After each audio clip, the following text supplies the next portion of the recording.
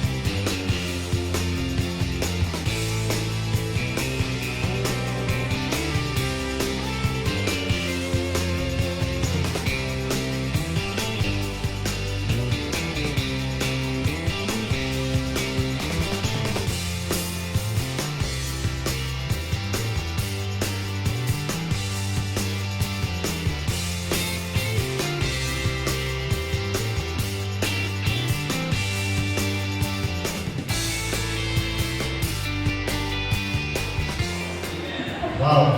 Pakibati naman natin yung katabi natin, sabihin, Happy Anniversary! Malakas naman, huwag kami papatay-patay. Happy Anniversary, kapatid! Apat na taon na tayo dito. Wow! Palakpakan namin si Jesus! Wow! Grabe! Apat na taon na tayo. Pero para sa pandiman natin, makatulog tayo sa labas. Dadami tayo. Hindi masaya mga tao ito Para hindi masaya ko sa mga tao dito. Alam, buhay pa tayo, buhay? Buhay pa tayo, buhay?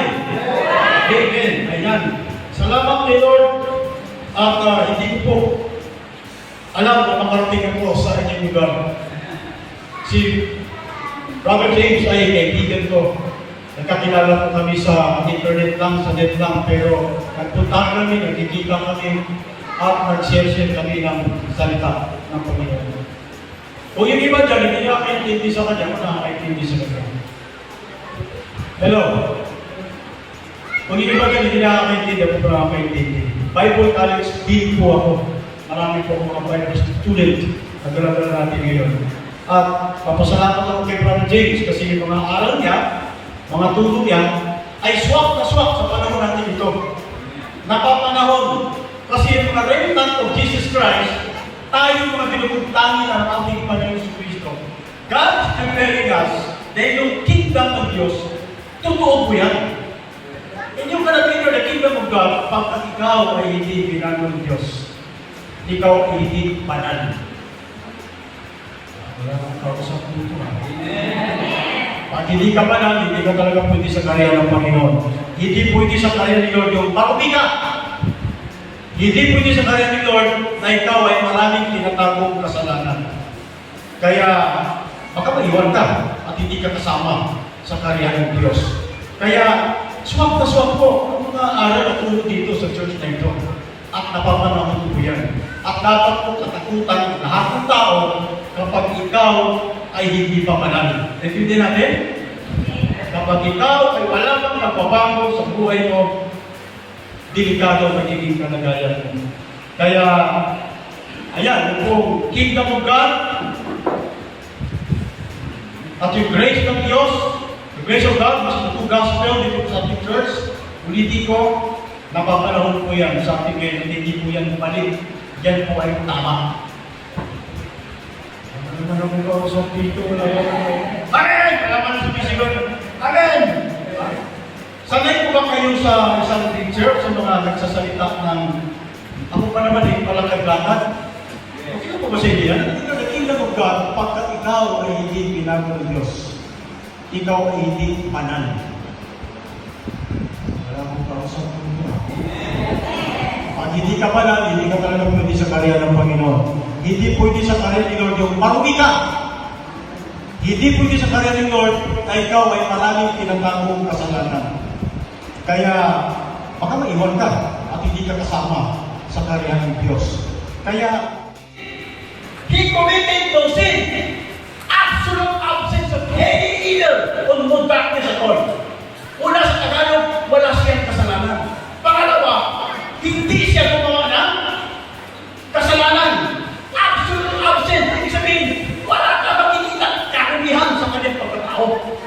Kuha-kuha. Pure at morality perfect po ang Panginoon. What is the morality of God? What is the morality of Jesus Christ? Pero kung sinunod mo ang utos ni Lord, magiging panan ka. Para ka lang pumatay ng ibis. Hindi din natin? Okay, ibis. Patay ka. Kuha-kuha. Naninigarilyo nga, may naninigarilyo. Pakain mo na lang yung naninigarilyo mo. Tapos na. Kuha-kuha. Nasiniro nga, patay mo yung naninigarilyo mo. Put all kind of sin to death. Pakain mo ang nagkasi ng kasalanan sa buhay mo. Kaya mo kasi, bakit kaya ang tumingin? Kasi kahit ka nga natin sundin ang utos ng na magiging banal.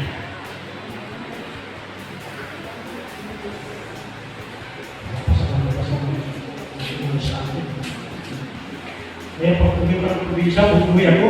Kami kong barkada na natin kasama ko sa inuman. Pag kumating ako, nagkadala na sila mga tangguan, mga tuba, mga pong galon. At ito na si Frederick dahil sa Manila. Pagdating ko, hindi na ako uminom. Dahil ako ay pinangga ng Panginoon. Parang hindi kayo niniwala, balik ko lang dito. Hindi na tayo. Walang tao dito eh. Hello, walang mga natin si Jesus!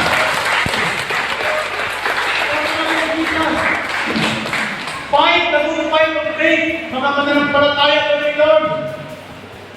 Pumunta ka ng Manila, pagpunta ka ng bahay ng Manila, dito naglalasing, dito nagpaparaha, dito nagkasapog, dito nagmumurahan, dito nag-iitakan, dito kung anong mga pinagagawa. Ang gulo, wala na panalan. Kung ganyan ang buhay ng tao, ang barangay magulo. Kung ganyan ang barangay, ang community magulo.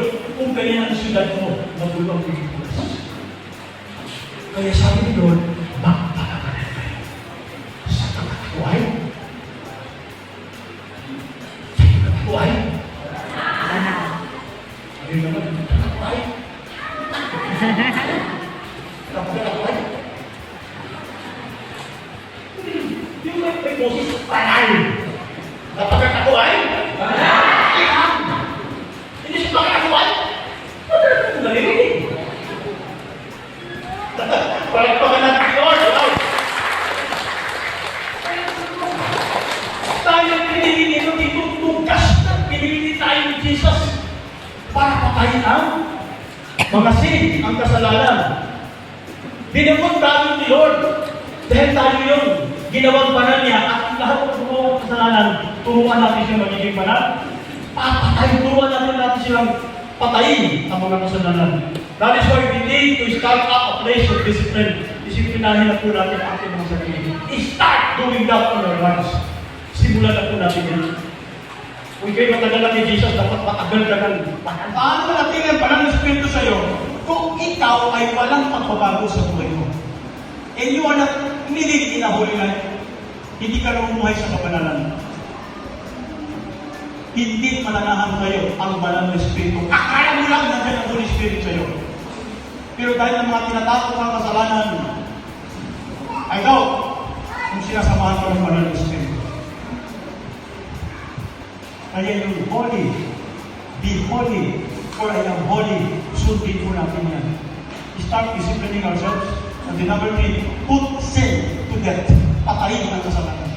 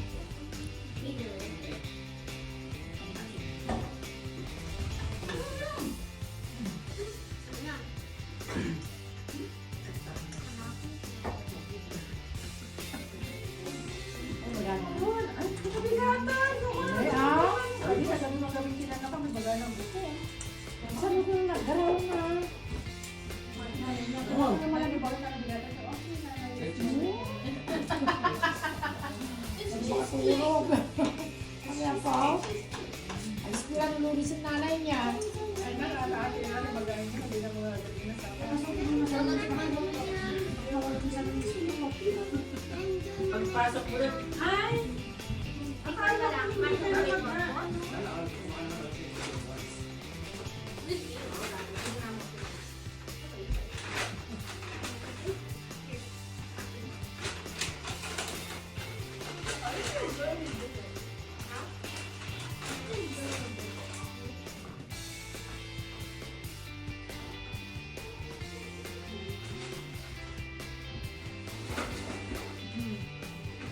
Punong dulce, Ha? napunom. May space pa no?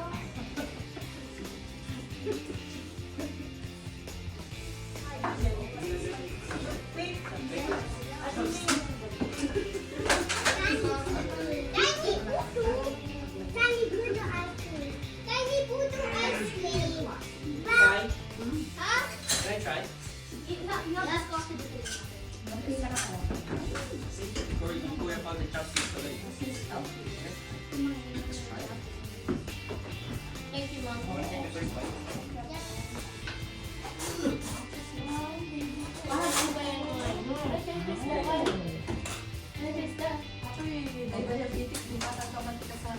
Si Remo Melendi ako niya. Social na naman siya. Oh, kuya, no. Ito po. May isang coffee lang po sila. Dodo. Ito matcha, wala kang tamis. This is not chopsticks. Oo, kuya. Mabising. Kuhanan mo kasi ng, kuhanan mo siya ng dito. Para No. I will get the support.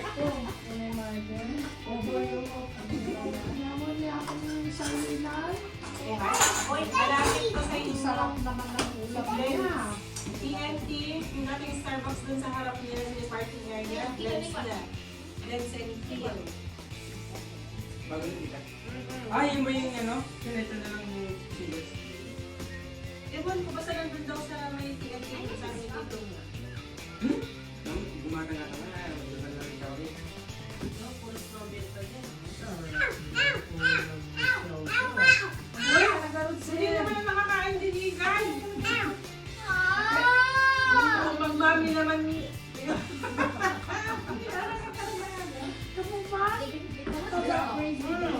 Ito yung ano, Dubai. Dubai cheesecake. Ano yung Thank you. Dali kayo na. Ano lang naman tayo. Pwede kayo na lang. Okay, dito. You get your pork. Dito na lang natin. I just want cheesecake. Dubai cheesecake. Ma'am, huwag mo nga ka lang na may pupwet naman ako, ha? Ma'am, yung pupwet naman ako. Wait, what's your